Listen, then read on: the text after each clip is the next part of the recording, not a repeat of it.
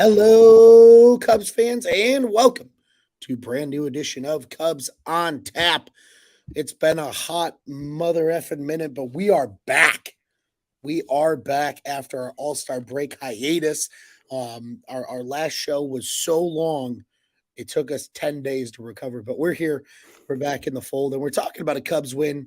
I'm Ron Luce, a very hoarse version of myself, and I am joined tonight by the one and only Mr. Nick Hudson. Nick, how are you doing tonight? We got a lot of things to talk about, but at least tonight, Cubs win.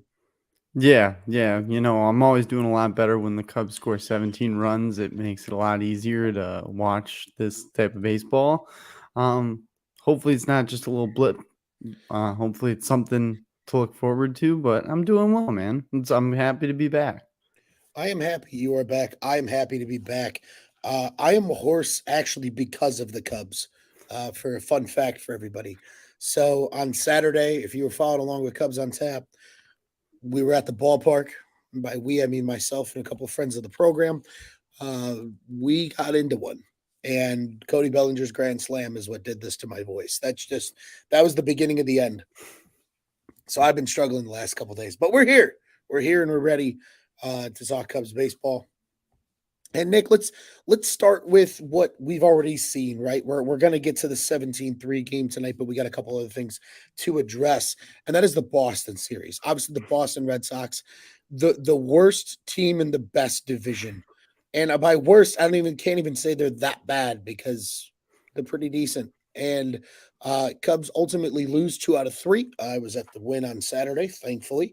Otherwise, I would have lost my mind if I was there for a loss. But Nick, what did you think of the Cubs' performance in that Boston series, and just overall feeling now that we are nearly 2 series out from the All Star break here in the second half? Yeah, I mean, that was a series that I was a little nervous about because when the Cubs take a break, especially when they're on a little bit of a momentum swing, things seem to go awry, and that's exactly what had occurred.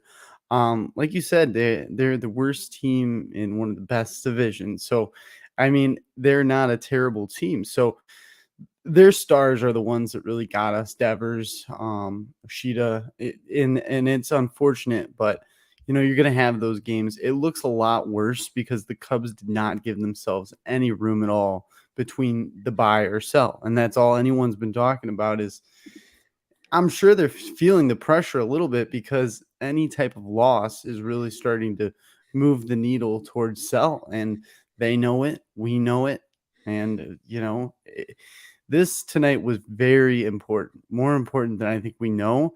But I'm worried that it's one of those nights where that offense, you get that huge boom and then it just goes away. And I'm hoping that's not the case. But with the Boston series, it was really an opportunity to come out of the gate hot and try to get the ball rolling, and they didn't. And therefore, I think it kind of bled into this national series. But you know, they picked themselves up off the ground. They I thought they were dead early on today. After that Trey Mancini You and I double both. play, I was like, this is miserable. This is an awful time. And then all of a sudden, kaboom. So it was necessary. And once again, with the little breathing room, they got to go out and win this series now. And they have to. And then they have to have a really good homestand. Very Yeah, strong. absolutely, absolutely agree with you.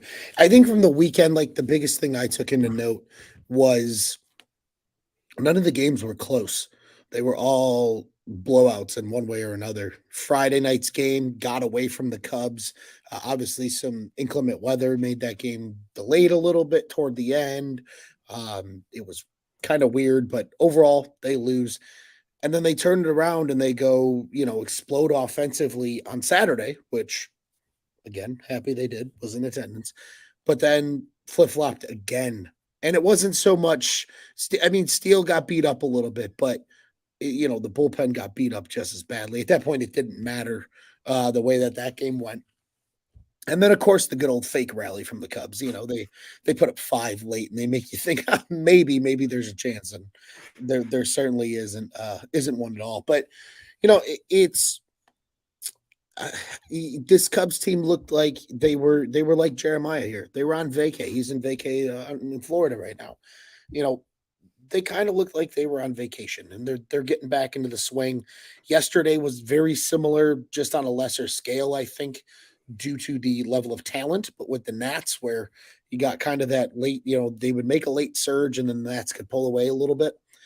And tonight, like you said, I thought they were dead in the water as well, but they managed to come back. Jeremiah whispers that P. Wizzy is back. I would whisper it too, because I don't know if it's 100% certain yet, but good to see the power coming from Yeah, Patrick Wisdom. Got another one necessary. tonight. Yep, had a big one on Saturday as well. And I need to get rid of my farmer stand. Mine is atrocious. It's so bad I can see it on the screen right now. But Jeremiah's taking care of that, Nick. But Nick, one more question in relation to the Boston series, and then we'll start to focus on this Nat series and specifically tonight's game a little bit. Do you think I'm not as worried about Justin, just because Justin's been so good? Stroh looked good. He got hit a little bit, but not egregiously. But do you think we should be scared with what Kyle Hendricks looked like on Friday? Or do you think it's just getting back into the groove? Because he's going to become of importance again in our topic of conversation at the end of this show, because he pitches tomorrow. What were your thoughts on his start on Friday? Yeah, I mean, it's obviously a little concerning. With Kyle Hendricks, you're going to have to get used to little bumps here and there. I'm hoping that's what this was. I think early on when he came back, I was saying I love how much he's using the changeup. I think he's almost relying a little too much on the changeup, and the league's starting to figure it out a little bit. And the problem with him is if he is not on, then they are hitting everything, and that's really it's an issue. So I think that he can definitely he's a veteran that can pick himself up and make this okay, and not let it bleed into the next start. But it was definitely concerning, especially just because you're gonna need him to be at least a solid arm. You need something, right? But the thing with these starts is you can't expect these guys to go out there every time and put up quality starts, because this staff gives you a lot of quality starts, and unfortunately, the offense just sometimes wastes those, and it's it's unfortunate.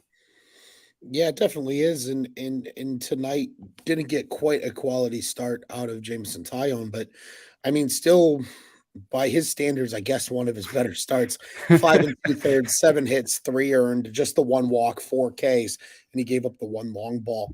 But I agree with you. I think, in his case, I'm just hoping it's similar to what Steele was. It's a blip on the radar, Yeah, because if this team's going to continue to make up ground in this division, they're going to need at least those big three. Smiley needs to figure it the fuck out. Truthfully, he's been really bad in June and July after being really good in April and May. But I think they need those three to at least be rocking at all times, and that's what I was curious of. Obviously, those are the three we got to see in the Boston series, which is why I asked. Again, Stroh looked good, got beat up a little bit, but the offense saved him. And then obviously Steele, one of his rougher starts of the season. Kyle, same way. So it is what it is. They lose 2 or 3 to the Boston Red Sox, and then everybody's like, "All right, well, at least you got the Nats and the fucking Cardinals on the schedule." Well, the Nats win game one, as we mentioned. It was a 7-5 victory for the Washington Nationals. Cubs made it interesting, got close, couldn't quite pull it away. And then tonight, I think we started with that whole freaking just same feeling until the Cubs offense came alive late in the game. And I'm thankful it did finally, because I would have sat up here and lost my voice probably for the rest of the week had Patrick Corbin came out and completely shut the door on this team again for the second time this year. I still remember that one in DC where he was way too good for no reason earlier in the year. I thought it was going to happen again, but finally the Cubs offense woke up. So, Nick, transitioning to more of the focus being tonight, obviously, it was nice seeing the bats come alive. I've got a couple of points I want us to discuss, but I want to hear just your overall thoughts of tonight's win and, especially bouncing back from last night's loss. yeah, it's a huge victory. Last night's loss was a lot not easier to swallow, but it was good to see the fight and to see them come back. And I really think if they didn't give up those last 2 runs, they would have had a shot at winning that one. But it's this is the same story. A Cubs team that takes a break, it's almost like like an engine that needs a little oil. Like they can't just come out and be like on fire. Like that's just their MO. They can't do it. So to see tonight for them to wake up and for the bats to wake up, I'm hoping that that's exactly what happened. Is that they've woken up and now moving forward, they're going to have good plate appearances and look not dead. Because in the first part of this game, they really did look dead, and I was super concerned when I saw the double play by Trey Mancini and the visible frustration from Cody Bellinger being stuck. Like it was just, I was like, this is not fun. This is not a good time. So to see the offense come to life has been great. One thing I think that we're going to need is Patrick Wisdom to keep just hitting bombs. We need power. We need it desperately. Everyone knows we need it. So if we're getting it from him, we did it early on, really early on. If he can go back to just a little bit of what he used to be, maybe he could be the hidden hero here. But I think, like you said, if we're going to make up some games here, there's going to have to be a hidden hero because up into this point, it's been a lot of back and forth. And like we discussed on last episode, a lot of confusion for Cubs fans. It's very confusing to be a Cubs fan right now. Yeah, indeed it is, Nick. And I like what you said there about the kind of the hidden hero, because I think that was what tonight's game was there wasn't necessarily a hidden hero because everybody hit. It just shows when you're getting a little more consistent production out of some of the guys that were expected to at the top of this season. This offense can do a lot of good things. You look up and down the lineup tonight. Nico Horner was, 3 for 6 in this one with a pair of RBIs. Seiya Suzuki, 4 hits and 6 plate appearances. Ian Happ, only 3 official plate appearances. He was 2 for 3 with an RBI and a walk. Ultimately was lifted for Jared Young later in the game, who came in to play first base. Belly, 2 hits. Gomes with a hit that drove in runs. Talkman drove in 3 runs. Miguel Amaya had 2 hits. Wisdom, the 2 hits. Mastroboni, for fuck's sake, even had 2 hits. A late addition to the lineup because of a Morel scratch. I mean, this whole lineup literally hit outside of Trey Mancini, and they got him out of there. And the guys that came into the game after him, more so Talkman than anything else, delivered off the bench. And that was really nice to see. But Nick, I want to explain to those that are watching with us live, and if you're not, this is a good opportunity to remind you to tune into us live when we are on YouTube and Facebook. That way, you can join the conversation with us over at On Tap Sportsnet, or you can follow the Cubs on Tap Twitter page and watch us on Twitter. We just can't see your comments if that's the case, though. But we appreciate you joining us nonetheless. Obviously, you can listen in podcast form too. But I have up here in my little name plate. It says a TCLTCOTC. And I don't know if anybody understands what that means. So I'm going to announce what it means. It means the Cubs listen to Cubs on Tap consistently. And they did today because I had a very lovely pleasure. It was cool to be on a different platform, give a lot of love to Cubs on Tap here and represent for Cubs on Tap on Bleacher Report today. And the 2 players I went the absolute hardest on today were Ian Happ and Seiya Suzuki. And it's just really nice that the Cubs listen to Cubs on Tap, because every opportunity they get, Nick, they get to spit in my face. And they did that today. And I want to be wrong. This is when I want to be wrong. I'm not going to be, Colin Coward and sit up here and be like, I fucking told you so. No, I want to be wrong. And I was wrong tonight. And we got that. And it was so refreshing to see. Again, say I was hitting everything. The 4 for 6, drove in 3. Even though Hap only drove in the 1 run, still was 2 for 3, scored 3 times, took a walk. I mean, he, even with the low average and the low slug from him, they need more slug from Ian Happ. Even with that in mind, he still has an OPS of 768 because he is getting on base. But he did it tonight. He slugged a little bit tonight. It was something we absolutely needed to see from him, even just in the form of doubles. I said that. I was like, give us doubles. We love doubles, Ian. Seiya Suzuki, find your power. Patrick Wisdom, get your head out of your ass. And ultimately, it happened. It was really, really, really, really, really nice to see, Nick. I mean, to me, and I want to hear your thoughts on this, to me, they are two of the most important players to turning the narrative around of being sellers here in the next couple weeks. These two guys need to help carry this team. There's no Dansby Swanson here to be that emotional leader. You can tell the Cubs are fucking missing it right now. They need that guy around the team. But these are two guys that, in my opinion, can be those hidden heroes, like you mentioned, and really carry this team now and try to get them out of that for sure selling conversation. Yeah, I think you're 100% correct. Those are the two guys for sure. And it's interesting what you said about Dansby because we always touched on that we were relying on him way too much and putting way too much pressure on him. And now we see what it looks like without him, and it's a very dark, dark thing. But if those two guys can come up and be more consistent, then you're looking at a lot less black holes in the lineup. And death by 1,000 cuts is definitely possible. There was a lot of singles, a lot of just moving the base runners, like we talked about. That's how you put 17 on the board. I mean, you're not going to hit 15 home runs. So it's like this is the type of baseball they need to play. And it's inspiring baseball when they are on. But the thing that I really dislike with the Cubs is when they are off, and they are not looking like a team that should be even in the race. I mean, we're in a bad division right now. So to be talking about just scraping back to be competing again, it can get upsetting and frustrating, but those are the guys. You're right, Ron. It's going to be definitely Suzuki because he's the guy that's going to provide the power that we desperately need. And he's the guy that is going to have to go out and change the narrative on himself because there's a lot of Cubs fans that are down on him right now just based off of you get little bits of greatness from him and you're really excited and you think he's going to go on this run and then he falters a little bit and it only goes so far with the umpires, but he does get screwed over on a lot of calls. It's He absolutely does. unbelievable.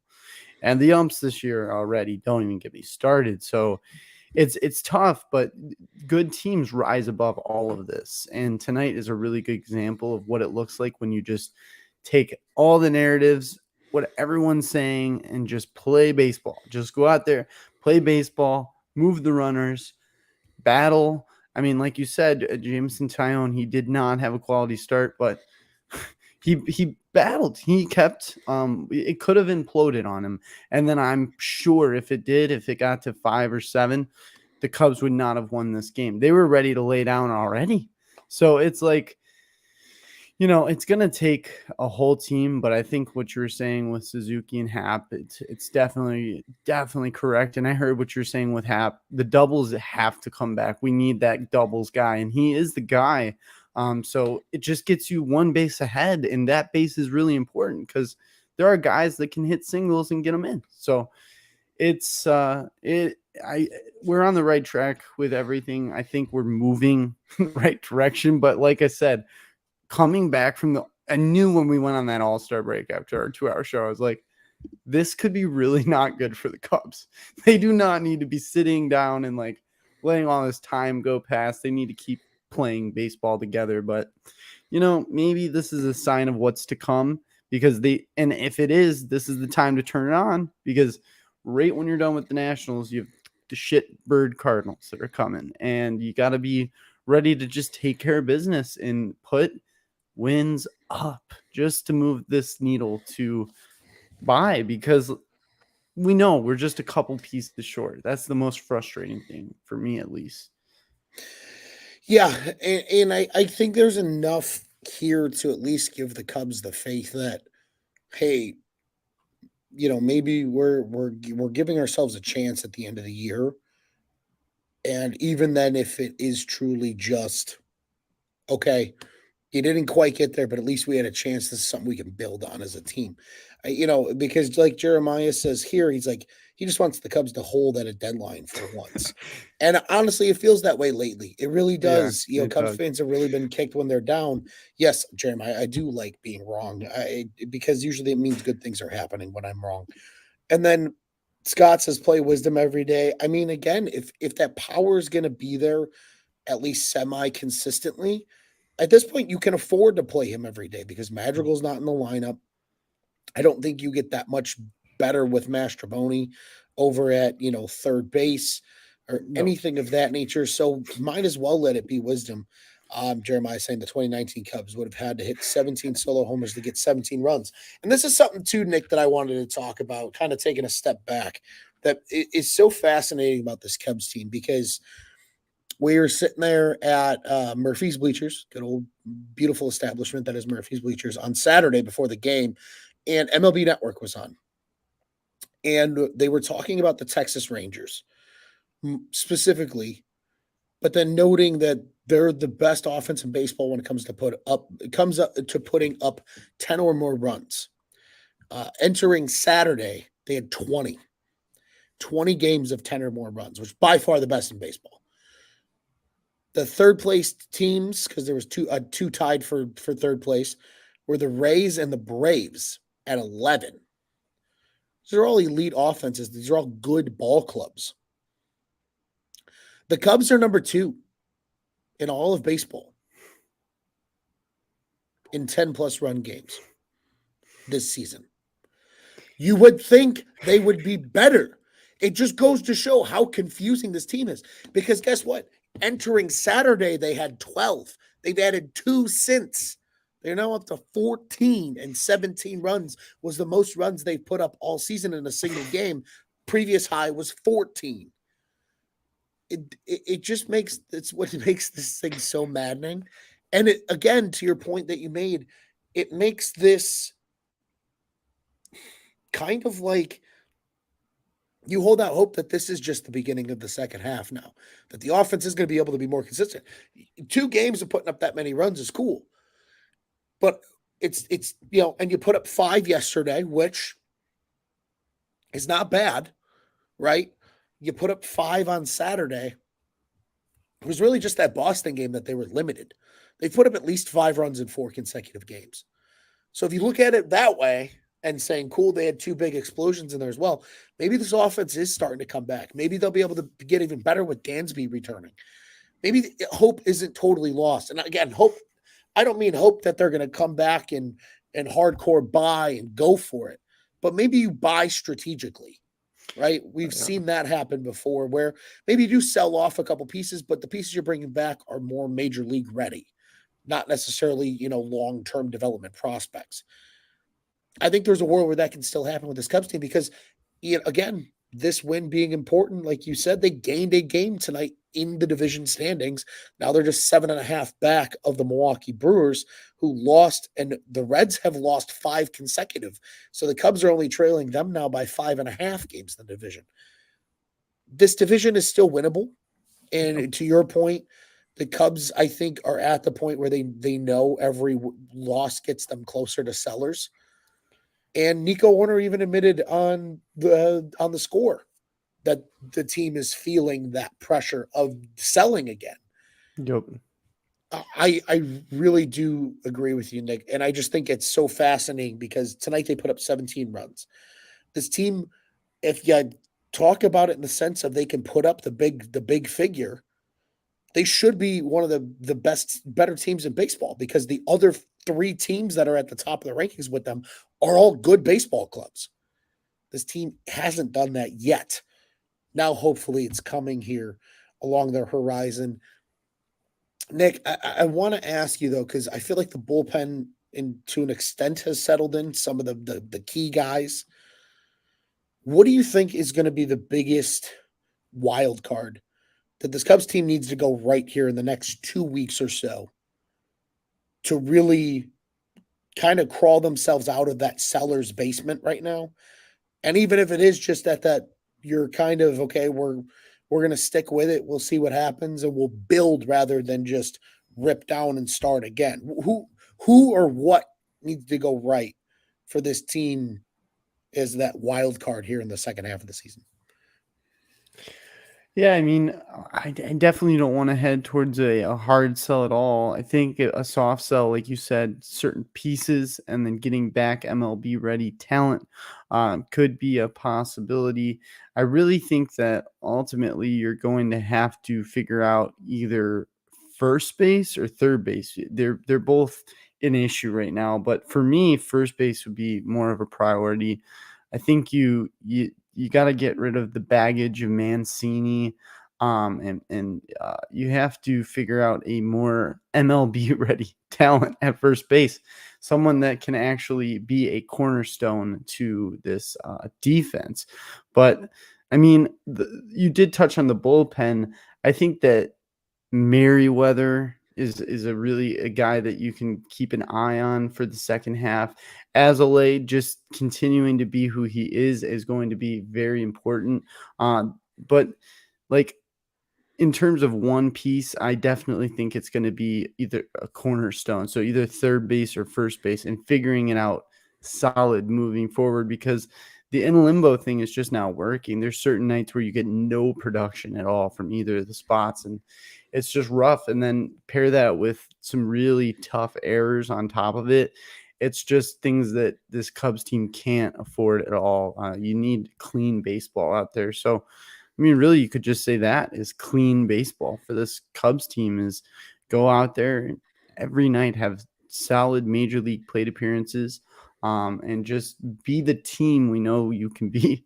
It's really the crazy thing because, like you said, that when you break down the stats and everything, they're really not a horrible team, and they don't always look like they're just not trying. It's just that's what makes it so confusing there. It seems as if the games that we need all the time we just can't get. And we'll feel it as a Cubs fan like, "Oh, let's have one little stretch right here right after the All-Star break of really good baseball." And there's no way they can sell.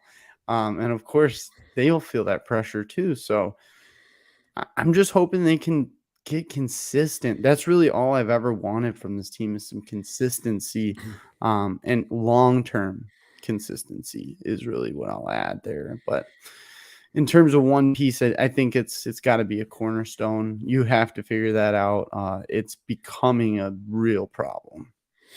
Yeah, definitely the most glaring weaknesses on this team are the corner infield spots. But I like what you said there, Nick, in terms of clean baseball.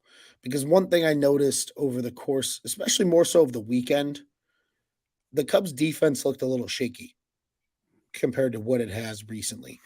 And they missed Dansby. That goes back to my point.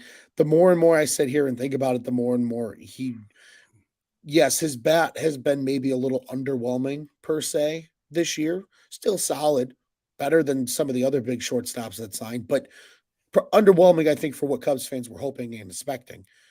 But holy shit, is that defensive mitt at short? Because I think Nico feels more comfortable at second, where he can be a little more of that, you know, I think show a little more flash and be a little stronger there. It just seems to it also seems to help whoever's playing third because you have that range of a guy like Dansby behind you compared to even Nico at short. They really, really miss Dansby Swanson, and I really, really hope he's back soon because that's another guy that this is the time of the year where you need a guy like him who's that ultimate competitor and just wants to win and can put the team on his back. Because son of a bitch, are they going to need it, Nick? But you also mentioned again back to the weakness at the corner infield spots. I have a little bit of a question for you. Do you think it is time for Mervis's second audition at the big league level when it comes to first base? Because um, I can't wait for the day that we can call him friend of the program. I want to talk to him just because I think he's fantastic. Alex Cohen, your play-by-play voice of the Iowa Cubs. Um, Earlier this evening tweeted saying, with a single and walk so far tonight, this was in tonight's Iowa Cubs game, Matt Mervis is 7 for 13 with the Iowa Cubs, has a 571 on base percentage since the All-Star break ended. I know it's a short sample size, but he was really good before that too, which is certainly worth mentioning. Do you think we've come to a time where I'm a firm believer that guys can come up, learn what it's like at the big league level? Because you never know until you're there, right? People can tell you stories all they fucking want. But unless you're truly in that batter's box or playing first base at Wrigley, like you don't understand what it's like to be in the bigs till you're in those shoes. He got that taste, had tangible things to go work on in Iowa, and has once again dominated in Iowa. He's getting hot again. He looks like himself. Maybe there was something in his game that the Cubs identified that they wanted him to work on. What have you be? Jeremiah says yes, yes, yes. But are you at the point now where, hey, it's all or nothing? Either we're ultimate sellers and you're looking for the future anyway, or maybe he's that shot in the arm now. Are you ready to call up Matty Mervis again and bring him up? Yes, yes, yes. Because what other options do you have? I mean, but look at Amaya. If you take a guy and you get him up here and you really give him some good big league experience, the benefits far outweigh the cons because you're talking about taking a guy that he has come up, he has tasted, he has gotten his feet wet a little bit, and he did have some struggles. Went down now, he's mashing again. You could change a whole entire direction of the position if he comes up here and just does well for a while. Because who's to say he won't? Who's to say the league won't be able to figure him out right away? Things of that nature. But it's important for him to come up. I think that it doesn't ultimately mean that, okay, now we're going to sell and just bring up our pieces and, have them grow and let's do a soft sell and see what we got here.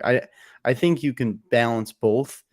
And I think you just have to decide, what's Mancini bring? I just don't see anything right now of what he's bringing to the table. So you got a guy like Matt Mervis who I think the pros far outweigh the cons of bringing him up. You give him a lot more experience. He's able to see big league pitching, get his eye a little bit better. And you're going when are you going to do it? You're going to have to give him the time. So I think that yes. I don't think it's going to happen, but I think yes. I think that you have to do something to shake things up a little bit because we're right there. Like you said, the Reds, I knew they weren't going to continue to play that type of baseball to be up on top like that. So this division's so winnable.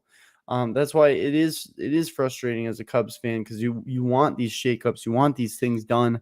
And obviously hindsight's 2020, but at the same time, there are things that need to be done just to see what result can we get. What result can we get? Because what we're doing now is not working at this position.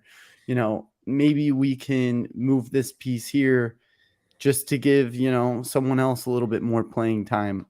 Something's got to be done because I feel like we're right there. I really do. I feel like we're right there in the Miles Mastrobonis of the world and the Trey Mancinis.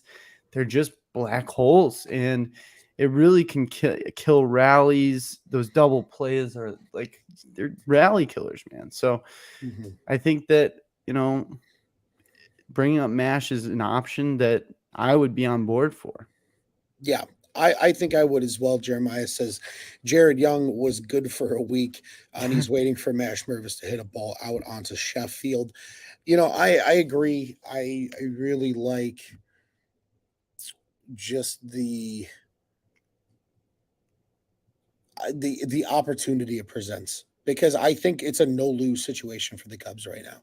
Either he's a bit of a spark plug and helps maybe balance the lineup a little more and comes through in those big, maybe the slug is there, the opportunities to drive in some runs, especially if you're going to lose Morel. I don't know what his situation is. I know he's day to day, but even if Morel is out for an extensive period, Morel's already third on the or tied for second on the team in RBIs, and he's only played 50. I think it was 56 games compared to most of these guys playing in the 80s. So they could use the offensive spark. And again, if you trend towards Sellers, you at least give him a chance to see if he can put it together the rest of the way. So I don't think there's anything wrong with, you know, pretty much, where things are going. It'll be interesting to see I just saw Jeremiah. Yeah, that. did we DFA the wrong double play hitter? I'm starting to miss Hosmer. LOL. You know, I might That's actually be in agreement with hilarious. that, as crazy as that sounds. Nick, just kind of to round out, just with a fun question before we turn our sights forward and get to final thoughts. Um, Jeremiah wants to know odds that Stroh actually signs back if he gets traded really quickly. Just give me real odds. What's the percentage you think of Stroh coming back? Be honest. It's okay to be negative, but be honest. Because it's the Cubs, 50%. I mean, there's a tiny explanation there because it's like a fireable offense if you don't sit down with him and go, you come back, you love pitching here. What number? Put it down. What number? Because you have him right now and you have him good and you fixed everything and it's like, I mean, 50%, man. It's depressing to say, but I think it's a flip of a coin because once he goes out that door, I don't think they're good enough to be like write down your number and come back. But maybe prove me wrong, Cubs. Yeah, I'm also going to say 50. I like 50. I think there's a real chance he does come back. But I also entirely see a world where the front office does something stupid and doesn't return him. So, um, yeah, I think 50 is a good number. Nick, final thoughts about just what we've seen out of All-Star break so far? Anything else you want to add pretty much essentially from today's show that you've got for us before we flip the calendar to tomorrow? Yeah, so far out of All Star break, it hasn't really been great, not great at all, actually. Hopefully, this game, this awesome offensive explosion, will help them carry the momentum through this series and into the St. Louis series because they're going to need it. And, things could be really different by the end of the weekend in a good way. Let's keep positive. Um, could look really different. So, that's my final thoughts. I hope that the consistency will happen eventually. I don't know when, but just let it happen, please. For Just at God's sake. Yeah, just at some point. I completely agree. Hopefully, it's better versus worse. 5 games out now into the All Star break. They're 2-3. Hopefully, they're flipping that number above 500, especially for the rest of the homestand. Kind of as you noted earlier in the show, Nick. Two really quick final thoughts. One, Matt Mervis has been really good lately. Ever since being demoted and playing on June 16th in AAA Iowa, he's raised his AAA batting average 10 points. He's raised everything statistically in that time period. But in the month of July so far, he is currently slashing 308, 438, 538. 12 strikeouts in there, but 8 walks, 6 ribbies, 2 homers, a trio of doubles in about 12, or pardon me, 7 runs scored over the month. He's been really, really good for the Iowa Cubs. Get him up here ASAP. Also, I'm not one that follows the standings day to day. For me, it's like week to week, just because I'm so dialed in on the Cubs and all the other teams that we cover here at On Tap Sportsnet. It is really weird seeing the Pirates back in the basement again, but like kind of funny all at the same time because they were up there. They were up there for most of the season so far. Yeah. And just lately, they have plummeted. Like they are below the Cardinals now. It's Not by much, wild. but they are below the Cardinals. They're below. They've lost 5 in a row. Cardinals have won 4 in a row. Certainly worth mentioning there. So that probably helps to kind of play into their streak. They're 7-3 in their last 10. That's by far best in the division over the last 10, actually, in the NL Central. Pirates, though, 1-9 in their last 10. So that makes a lot of sense on their descent in the standings. Just thought that was interesting. Felt like sharing before we look ahead to tomorrow. And again, why it makes it so important that this Cubs team needs to take advantage of the upcoming schedule. And that starts tomorrow, Nick, on Wednesday, July 19th. It's another evening game for the Cubbies. This one, a 7:05 start once again. at beautiful Wrigley Field. The probable pitchers, the Nats are showing, according to the website, TBD. But if you believe ESPN's fantasy baseball, they're usually on top of it. It's old friend of the Cubs, Trevor Williams, scheduled to be on the bump tomorrow for the Nats. Certainly can change, but it looks like it will be him. And it is the professor, Kyle Hendricks, making his second start out of the All-Star break tomorrow. He's carrying a 3.57 ERA into this one against the Nationals. They're looking for a series win, Nick. What's it going to take? What do the Cubs need to do tomorrow to finish off the Nats? Yeah, I mean, first off, it's going to take Hendricks to go out there, pitch well, looking for some soft contact, especially when he's on, you get a lot of soft contact. I'm looking for him to, if he is on, put up some innings, get into the sixth, try to spare the bullpen a little bit. But this offense, I just want to see them go to work. Get out there and just go to work on Williams. He is a battler. If you let him get settled, he will get settled and he will shove it down your throat, even though he's not gonna blow you away. He's not the top tier starter, but that's the problem with the Cubs. Sometimes guys on paper that look very mediocre can look like Cy Young winners against this Cubs lineup. So they got to go out there right away and they have to get guys on, move them over, get them in, and play the type of baseball that this Cubs team can play where they put up 17 runs all of a sudden. So just continue to do what you're doing. And things will go well for this team. I really believe that they are a good team. And the more we talk, the more I even believe it more because there's a lot of stats and stuff to back it up. So just stop making it so confusing and just go win. Yeah, I agree with you there. I'll add on to your points, Nick. I think this Cubs team needs to be a little more aggressive. You're getting into there's not much to lose territory and a whole lot to gain. Um, I think they need to run more. It was something I said, in the last couple of weeks. They need to run more. They really, really do. And I think they can implement that and start that tomorrow. A good rebound outing from Kyle Hendricks would be nice to see as well, and would certainly, I think, cheer up a lot of Cubs fans. And worth noting, Nick, the Cubs don't really travel a whole lot in the next 3 weeks. Like, this is the stretch where, like, they've got to figure some shit out, especially the next – 1, 2, 3, 4 series, because that fifth one is a little ugly, and I'm gonna read through it here in a second. But because you really don't leave the Midwest for the next 3 weeks, and I'll explain here in a second. So after tomorrow's game, first off, also Ernie Banks statue bobblehead night, so get there early if you're going to the game. Those have been pretty cool until the design team messes up the numbers like they did with Billy Williams. Hopefully that doesn't happen with Ernie. But you got 4 with the Cardinals here at Wrigley over the weekend, starting on Thursday. Monday's an off day. And then you're on the road against the White Sox. So you just have to travel about 20 minutes further south than your normal commute to the ballpark for 2 games on the south side. And then it flips back around. You go to the Cardinals, but again, a nice short travel. You're just going to St. Louis, not a hard piece of traveling at all. That's another 4-game series where they stay put in St. Louis. And then they're back at Wrigley 4 against the Cincinnati Reds, who are sputtering at the right time. Use that to their advantage because that series following that's going to be a nasty one. It's the Atlanta Braves coming to Wrigley for 3 games, that first weekend in August. And then that's finally when you see them leave and go on the road. And they go to New York and then Toronto, and they have about 3 off days in the span of 14 total days. This is a stretch where outside that Braves series, every single one of them are winnable. And it's easy to get ahead of themselves on the calendar and be like, we can do this, and not focus.